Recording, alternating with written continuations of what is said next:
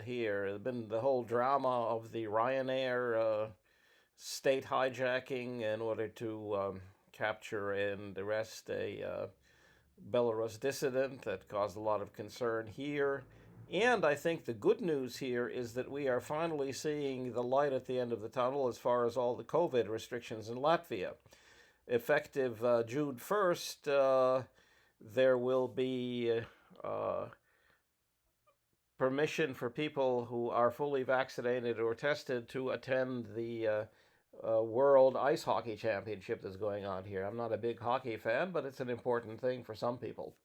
Then, starting June 15th, it appears that fully vaccinated people or people who have suffered COVID and recovered will be able to get a so-called digital green passport, whatever the thing is called, and be able to travel freely around Europe without the usual hindrances. And domestically here in Latvia, such people will be able to go to indoor dining, to go to certain events, both indoor and outdoor, theater, cinemas, museums.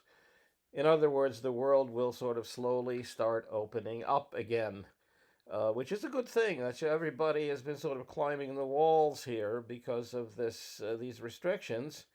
Members of my family say, well, why don't you ever go out? Well, the reason is there's no place to go. There's nothing to do because the whole city has been, more or less sort of locked down or wound down, and there's, not much going on. So it'll be a good news for everyone when finally, after the 15th of June, we start opening up.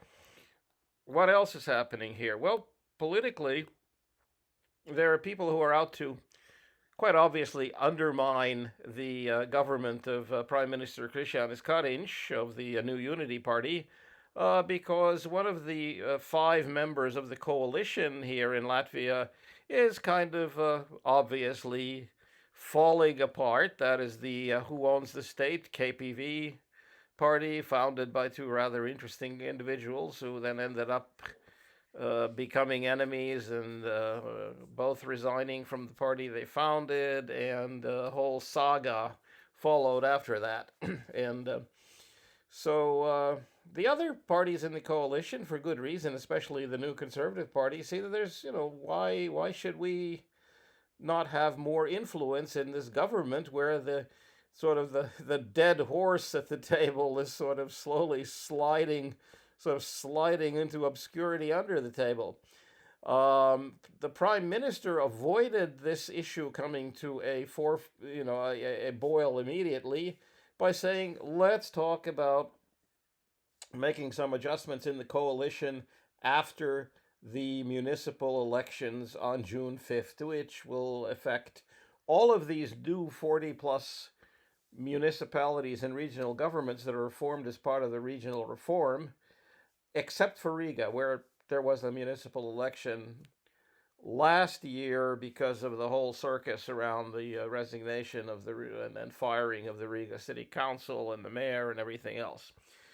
So to what extent this election will be a bellwether of what may come in the Saima or parliamentary elections in 2022 is hard to tell, because everything has been sort of shuffled around, and the Latvian Constitutional Court just decided that one of the reallocations or reapportionments that took place with the town of Varakļāņi and the district of Maduvana, where they were supposed to be sort of attached, is for some reason constitutionally invalid. So we're back to square one there, and any election that'll be held in those 2 towns will have to be held in the fall at some point. So that's that.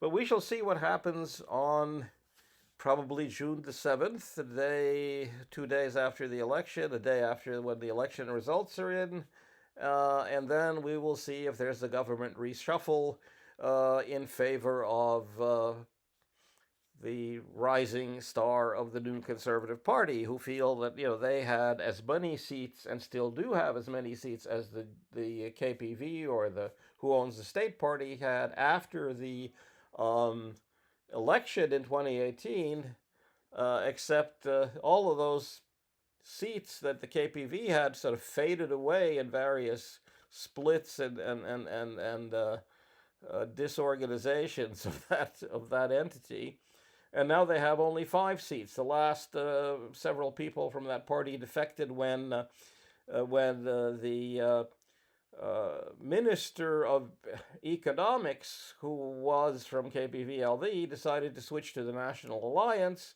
and the KPV-LV governing board, or what was left of it, decided that to exercise its right to ask the Prime Minister to fire this minister because he had left his political party, which he did, and then there's a temporary um, minister, Kaspars Gerhards of the National Alliance, sort of running the show on the Ministry of Economics, and that kind of seat is still up for grabs. That may be decided on June the 7th. It should be an interesting time.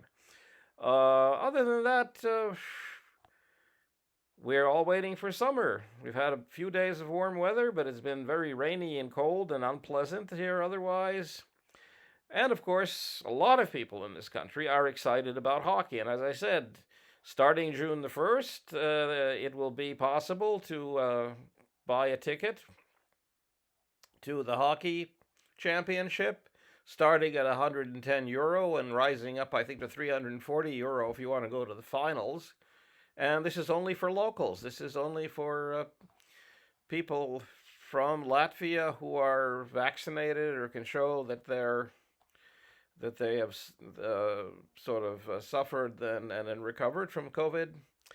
The problem is, I think that the IT solution based on the disastrous eHealth or eVeselība platform is not going to work. People are going to show these QR codes on their smartphones, and their data probably will not show up. It's just the way the vaccination registration, where you could sort of sign up for a vaccination appointment application, initially was a catastrophe. It was fixed up. Well, we'll see how this goes, and we'll see whether we actually do have a functional green digital passport, whatever the thing they call, will be called by June the 15th, because I intend to use it. I intend to take a short visit to the States, maybe in July, certainly in November, and certainly to travel to Sweden to see my son over there and all that stuff. So it'll be a good thing to finally get out. I've had 2 shots of AstraZeneca, and I keep reading weird stuff about that vaccine, but let's hope it works. Well, that's in brief what I have to say from Latvia. So signing off until next time or another time.